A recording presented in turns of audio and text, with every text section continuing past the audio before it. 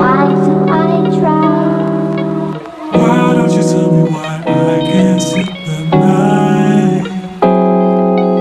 Why do I try? Why do I try? សួស្តីបងប្អូនអរគ្នាឥឡូវនេះខ្ញុំកំពុងតែនៅក្នុងកសិដ្ឋានចិញ្ចឹមជៀមមួយកន្លែង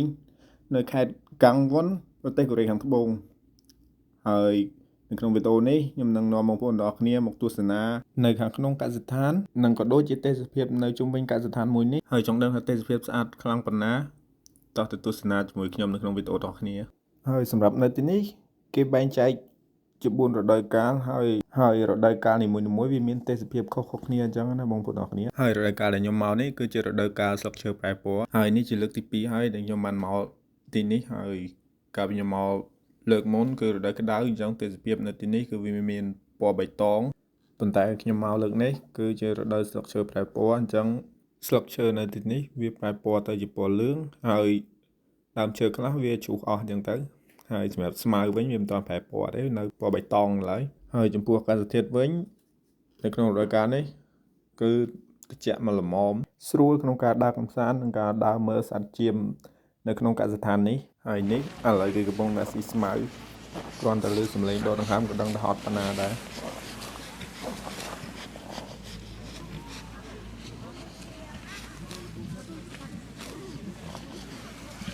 ហ្នឹងហើយបងប្អូនអរគ្នាសម្រាប់រោមរបស់វាបើសិនជាយើងមើលពីចម្ងាយទៅ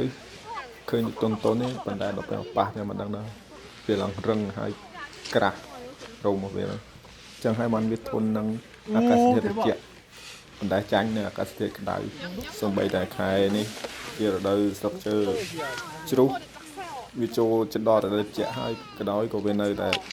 ដង្ហក់ហើយកាលពីរដូវក្តៅដែលខ្ញុំបានមកមុនដំបូងនោះគឺអត់សូវឃើញមានវងជៀមចេញមកស៊ីក្នុងវាលអញ្ចឹងទេគឺវាដើរស៊ីទៅតាមក្រុមលប់ដើមឈើហើយនេះគឺជាទិដ្ឋភាពទាំងមូលនៅក្នុងកសិដ្ឋានហើយបើទោះបីជាកសិដ្ឋាននេះនៅឆ្ងាយពីក្រុងប៉ុន្តែនៅតែមានអ្នកទៅដើរកម្សាន្តច្រើនអញ្ចឹងហើយនោះដូចកន្លែងនោះអញ្ចឹងសម្រាប់អ្នកដែលចង់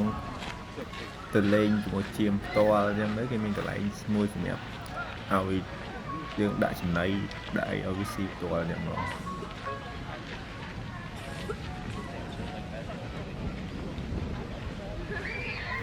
ហើយសម្រាប់បងប្អូនដែលមានអារម្មណ៍ថាធុញថប់ stress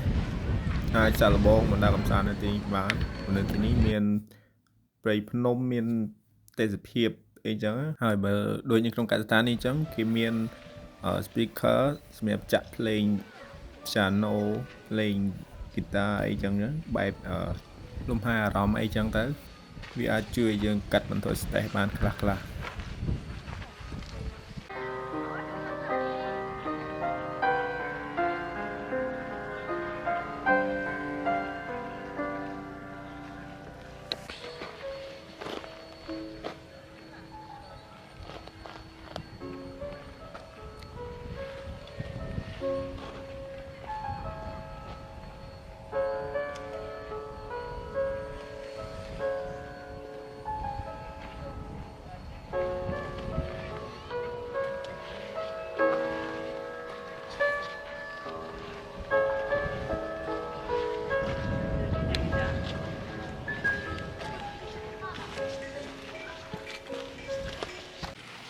ហើយបងប្អូនគ្នាឥឡូវខ្ញុំកំពុងដើរចុះមកក្រោម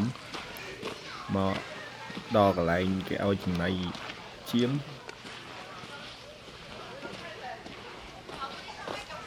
មិញខ្ញុំនៅខាងលើនោះឥឡូវខ្ញុំមកចុះមកដល់ក្រោមហើយនេះខាងក្រោយខ្ញុំនេះគឺកន្លែងគេឲ្យចំណីជៀម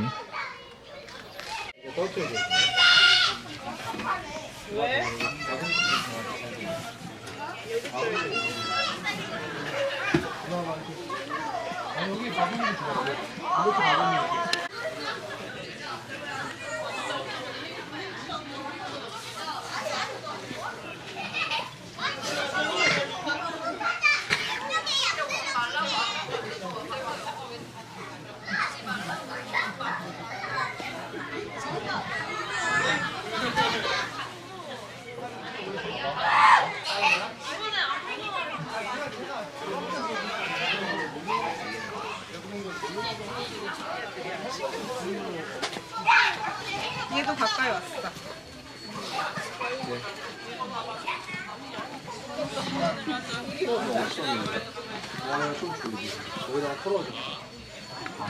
다 올려줘.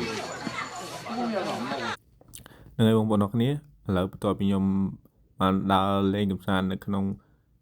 កសិដ្ឋានក៏ដូចជាថតទេសភាពនៅក្នុងនេះចែកបងប្អូនទស្សនាឥឡូវនេះខ្ញុំក៏ត្រូវដល់ម៉ោងត្រឡប់មកផ្ទះវិញដែរហើយសម្រាប់បងប្អូនដែលនៅក្នុងប្រទេសកូរ៉េចង់មកដើរកម្សាន្តនៅក្នុងកសិដ្ឋាននេះបងប្អូនអាចមកដើរកម្សាន្តលេងបានហើយនៅទីនេះគេមានលក់សវត្តចូលគេលក់សវត្តក្នុងម្នាក់ 7,000 វ៉ុនហើយបងប្អូនដែលចង់មកទស្សនានៅទីនេះបងប្អូនអាចមកបាននៅចិត្ត Hengge Terminal ដោយយើងគ្រាន់តែជិះតាក់ស៊ីពី Hengge Terminal មកអស់ប្រហែលជា 10,000 វ៉ុននឹងមកដល់កន្លែងនេះហើយកន្លែងនេះមានឈ្មោះថា Yang Te Mok Yang ហើយចំពោះវីដេអូនេះខ្ញុំនឹងបញ្ចប់ត្រឹមនេះហើយជួបខ្ញុំនៅវីដេអូក្រោយខ្ញុំនឹងថតវីដេអូនៅការដើរកម្សាន្តក៏ដូចជាការធ្វើដំណើររបស់ខ្ញុំនៅក្នុងប្រទេសកូរ៉េអរគុណច្រើនជំរាបលាបងប្អូនទាំងអស់គ្នា